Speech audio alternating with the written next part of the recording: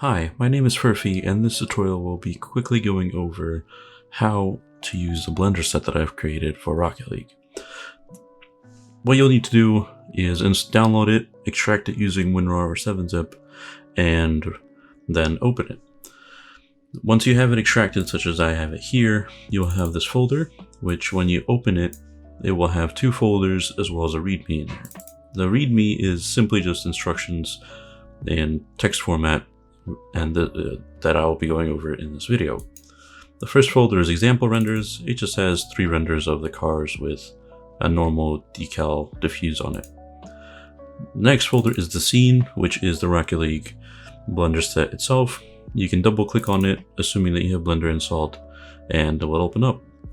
Once it opens up, there are 4 main windows present. The first one is the viewport, which is here, which is where the camera is.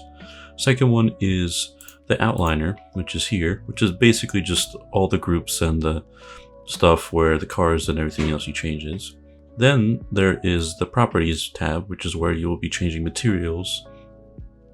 And then there is the node editor, which is where stuff like the backdrop color or where the decal itself changes. In order to get started, you will first want to choose the car that you want to use. I'll be using the Octane for this example, but as you can see right now, you can't see it in the camera.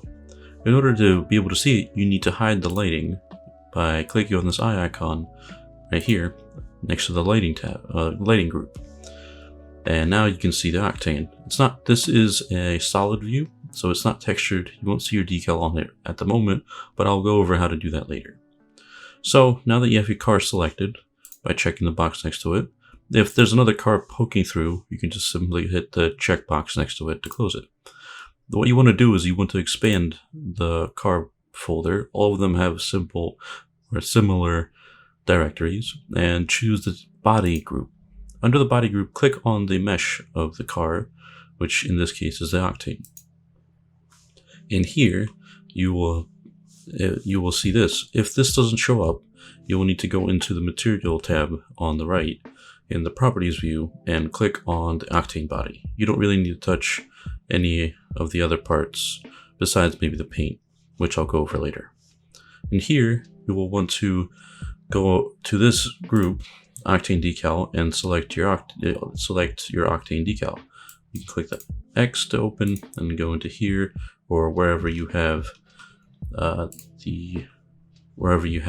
decal. Let me grab one real quick. And let me grab, let's say, Evil Geniuses. But as you can see right now, you can't see it, as I mentioned, because it's the solid view. To see a preview of it, you can make sure the lighting is unhidden, and then click either on the button here, or click Z and set it to render. And now you'll be able to see a quick preview of the car. Once you have the decal set up the way you want, you can change the paint as well by going to the paint material and simply changing this color right here to whatever you want. If you want it to be yellow for your decal specifically, you can change to yellow or to whatever color you want. I'll be simply leaving it at black because I don't really need to change it. Once you have the body set up the way you want, you can move on to the wheels. The wheels are similar. You select the group on the right side, expand it, and then select the wheels that you want. I will be sticking with D-Cheese, but it's the same thing with the car. Just uncheck, and check whichever wheels you want to use, and make sure the rest are hidden. I'll stick with the D-Cheese though.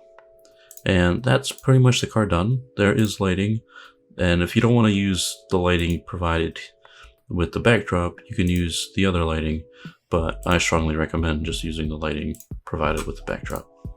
Once you're done with that, and you have the paint set up the way you want, you have the decal set up the way you want, and you have the wheels you've chosen set up the way you want, you can also change the backdrop color, which you can do by going down to the world, backdrop original, and hitting the backdrop. Click on backdrop, and then just change the color in the RGB node, which if I were to change it to white, it will be white.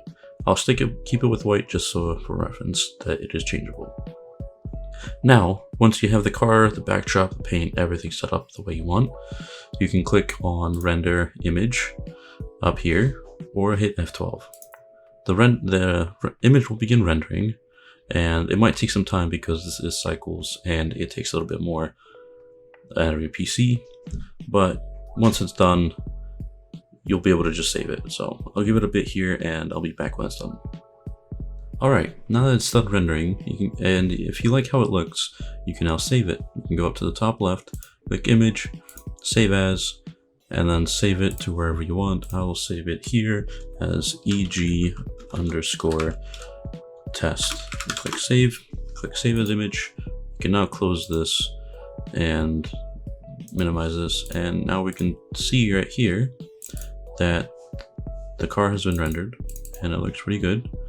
Of course, the lighter the backdrop, the worse the denoising, so I would keep it a bit darker if possible. As you can see, there's artifacting on the sides and everything. So I would recommend keeping the opacity or the color itself down to about here, but changing the color to whatever you want. It will just make it look nicer, and that's a personal preference. If you have any questions, feel free to reach out to me on Twitter or on Instagram, or even on Discord, and I'll do my best to answer them. Thank you for watching. I hope this helps you, and have a great day.